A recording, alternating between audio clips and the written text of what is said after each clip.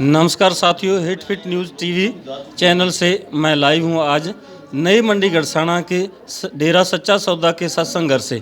आज यहाँ शाह मस्ताना जी के जन्म दिवस के उपलक्ष्य में मनाया जा रहा पूरा ये माह जो है नवंबर का महीना, पूरे महीने शाह मस्ताना जी के जन्म दिवस पर खुशियाँ मनाई जा रही हैं। यहाँ सत्संग का आयोजन किया गया और ये इसी तरह से पूरा महीना मनाया जा रहा है। जितने भी हिंदुस्तान या विदेशों में कहीं भी सत्संग घर हैं सच्चा सौदा के, सभी सत्संग घरों में ये आयोजन किया गया और भारी संख्या में जो सत्संगी लोग हैं, प्रेमी लोग हैं, डेरा सच्चा सौदा को मानने वाले हैं, वो शाह मस्ताना की याद में आज भारी संख्या में यहाँ सत्संग घर में इकट्ठे हुए हैं। और उसी एवज में हम आज कुछ सत्संगी प्रेमी यहाँ हैं, उनसे बातचीत करेंगे।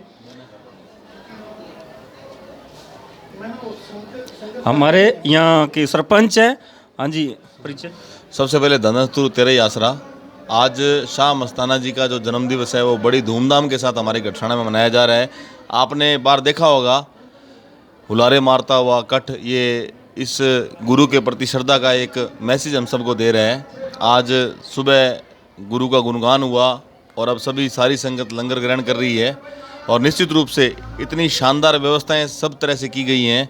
मैं जितनी भी यहाँ डेरा प्रेमी हैं, यहाँ जो ब्लॉक गड़साना के डेरा प्रेमी हैं, उनको बधाई देता हूँ कि इतना सुंदर, इतना शानदार कार्यक्रम यहाँ आयोजित किया है। और पुनः आपके टीवी चैनल के माध्यम से जो लाइव देख रहे हैं उनको सबको मैं शाह मस्ताना सिंह जी के जन्मदिन की बहुत बहुत शुभकामनाएं देता हूँ, संपूर्ण डेरा प्रेमियों को। तो जैसा कि सरपंच साहब, हमने देखा ये काफ़ी लंबे समय के बाद ये सत्संग का आयोजन हुआ है।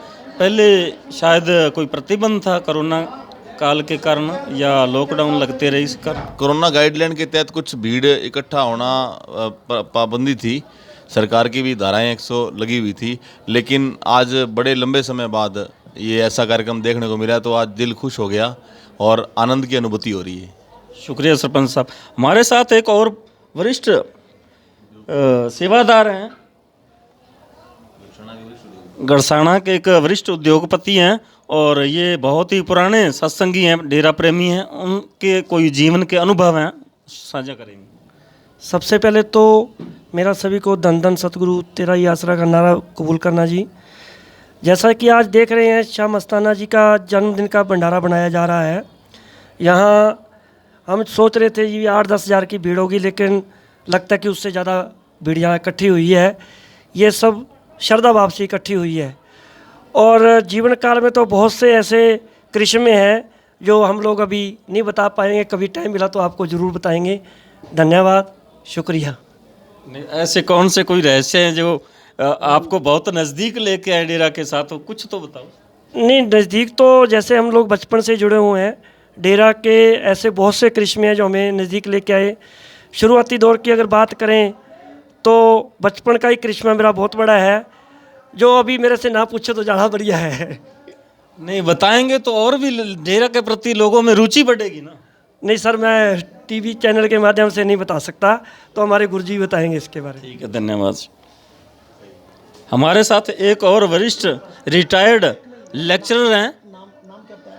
पहले बच्चों की सेवा करते रहे, कॉलेज में पढ़ाते रहे और रिटायर होने के बाद अब डेरा सच्चा सौदा में सेवा करने लगे हैं। इनसे भी बातचीत करेंगे। हाँ जी सर, नाम? हाँ जी, धन धन सतगुरु तेरा ही आसरा। मैं टीवी चैनल से सारी साध संगत को बताना चाहता हूँ कि मैं 1981 में डेरे में सेवा करनी शुरू की और मेरे को पिताजी ने, परमपिता शाह सतराम ने किसी प्रकार की कोई कमी नहीं छोड़ी, बागो बाग कर दिया। मेरे परिवार को, मेरे बच्चों को मैं पिताजी का देन नहीं दे सकता, इतना उन्होंने मेरे पर उपकार किया। और मैं आज गड़साना में बुधवाली कैंटीन का जिम्मेवार होते हुए मेरी ड्यूटी यहाँ लगाई गई।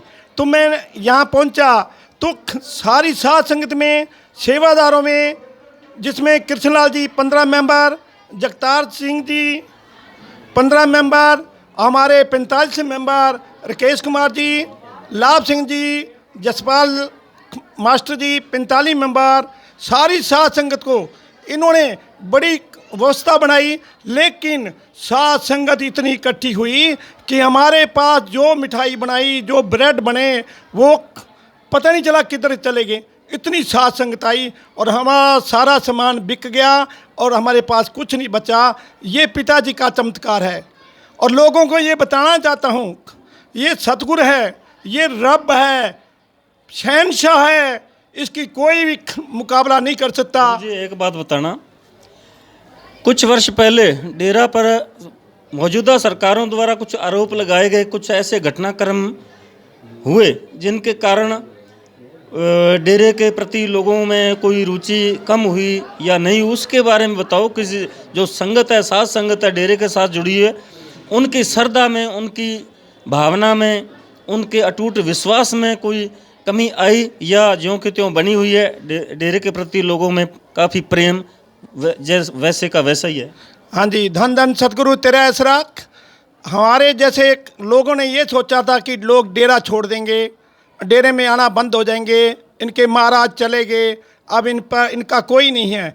लेकिन हमारे सतगुरु ने हमारे पर मेहर की। हम ज्यों के त्यों जैसे हम पहले थे वैसे ही जुड़े हैं, उससे ज़्यादा साथ संगत आज देखने को मिली है। जिन्होंने नाम शब्द नहीं लिया वो भी यहाँ आ रहे हैं और हकीकत को जान के वो देख रहे हैं। जैसे हमारा भंडारा बुधरल हुआ, वहाँ बड़ी साथ संगत हुई। उसके बाद हमारा सरसा में भंडारा हुआ, बढ़ चढ़ के संगत पहुंची। और आज गढ़साना में जो साथ संगत आई है उसके तो बयान ही नहीं कर सकते। और एक भंडारा हमारा श्री गंगानगर में हो रहा है, उसमें ही अभी अवतार कामरे ने हमारे को सूचना दी है कि बड़ी साथ संगत पहुंची है। तो हम पिताजी को जैसे साथ संगत वैसे की वैसे जुड़ी है।